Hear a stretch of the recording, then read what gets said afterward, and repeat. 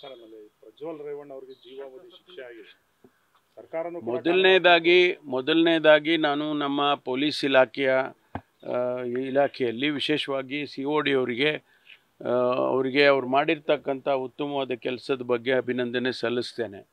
ಯಾಕೆಂದರೆ ಭಾಳ ಅಚ್ಚುಕಟ್ಟಾಗಿ ಈ ಕೇಸನ್ನು ಅವರು ಮೊದಲಿಂದಲೂ ಕೂಡ BK ಸಿಂಗ್ ಅವರ ನೇತೃತ್ವದಲ್ಲಿ ಏನು ನಾವು ಒಂದು ಟೀಮನ್ನು ಮಾಡಿದ್ದು, ಅವರು ಒಳ್ಳೆಯ ಕೆಲಸವನ್ನು ಮಾಡಿದ್ದಾರೆ. ಎಲ್ಲ ರೀತಿಯ ಎವಿಡೆನ್ಸ್ಗಳನ್ನು ಅವರು ಕೊಟ್ಟಿದ್ದಾರೆ. ಹಾಗಾಗಿ ನ್ಯಾಯಾಧೀಶರು ತೀರ್ಮಾನ ತಗೊಳ್ಳೋದಕ್ಕೆ ಅನುಕೂಲ ಆಯಿತು ಅಂತೇಳಿ ನಾನು ಅಂದ್ಕೊಳ್ತೇನೆ. ಇದು ನಿಜಕ್ಕೂ ಕೂಡ ಒಂದು ಹಿಸ್ಟಾರಿಕಲ್ ಡಿಸಿಷನ್ನು, ಜಡ್ಜ್ಮೆಂಟು. ಅದರಿಂದ ನಮಗೆ ಪೊಲೀಸ್ ಇಲಾಖೆಗೆ ಒಂದು ಒಳ್ಳೆಯ ಕೀರ್ತಿ ಬಂದಾಗ ಆಗಿದೆ. ಸರ್ ಆಮೇಲೆ ಕಡಿಮೆ ಅವಧಿಯಲ್ಲಿ ಇಂಥದ್ದೊಂದು ಕೇಸು ಇತ್ಯರ್ಥ ಆಗಿದೆ ಸರ್. ಪೊಲೀಸರು ಕೂಡ ಬಹಳಷ್ಟು ಚುರುಕಾಗಿ ಮಾಡಿದ್ದಾರೆ.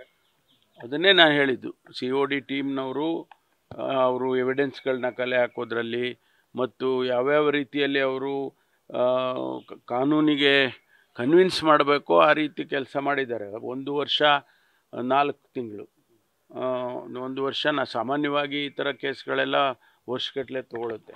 ಅಂಥದ್ರಲ್ಲಿ ಅವರು 1 ವರ್ಷ 4 ತಿಂಗಳಲ್ಲಿ ಮಾಡಿದ್ದಾರೆ. ಹಾಗಾಗಿ ಅವರಿಗೆ ನಾನು ಅಭಿನಂದನೆಯನ್ನು ಹೇಳಲೇಬೇಕು.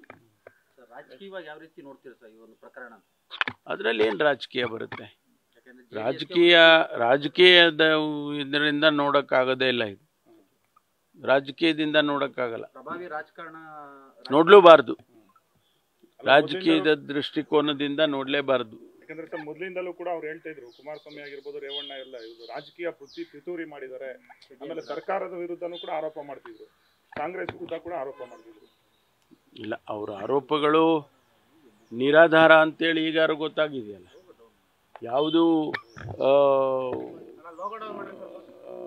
ವಿಟ್ನೆಸ್ಗಳು, ಎವಿಡೆನ್ಸ್ಗಳು, ಅದಕ್ಕೆಲ್ಲ ಏನು ಹೇಳೋಕ್ಕಾಗುತ್ತೆ?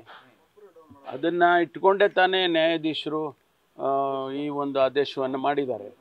ಹಾಗಾಗಿ ಇದರಲ್ಲಿ ಯಾವ ರಾಜಕೀಯ ಪ್ರೇರಿತ ಅಂತ ಕಾಣಿಸೋದಿಲ್ಲ. ಸರ್ SIT ಅಧಿಕಾರಿಗಳಿಗೆ ಏನು ವಿಶೇಷವಾದಂಥ ಒಂದು ಸನ್ಮಾನ ಏನಾದರೂ ಮಾಡ್ತಿರೋದು? ಅದೆಲ್ಲ ಅವರ ಕರ್ತವ್ಯ ಮಾಡಿದ್ದಾರೆ.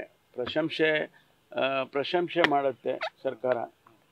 ಇಲಾಖೆಯಲ್ಲಿ ನಾವೆಲ್ಲ ಪ್ರಶಂಸೆ ಮಾಡ್ತೀವಿ ಅವರಿಗೆ ಸಂದರ್ಭದಲ್ಲಿ ಒಂದು ನಮ್ಮಲ್ಲಿ ಈಗ ಮುಖ್ಯಮಂತ್ರಿಗಳ ಪದಕ ಕೊಡ್ತೀವಿ, ಆಮೇಲೆ ಸೈಟೇಷನ್ಸ್ ಕೊಡ್ತೀವಿ, ಪ್ರೆಸಿಡೆನ್ಷಿಯಲ್ ಮೆಡಲ್ಗೆ ರೆಕಮೆಂಡ್ ಮಾಡ್ತೀವಿ.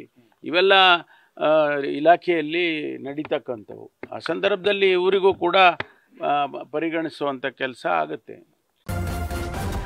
ನ್ಯೂಸ್ ಫಸ್ಟ್, ನಿರ್ಭೀತಿಯಿಂದ ನಿಮ್ಮ ಪರವಾಗಿ.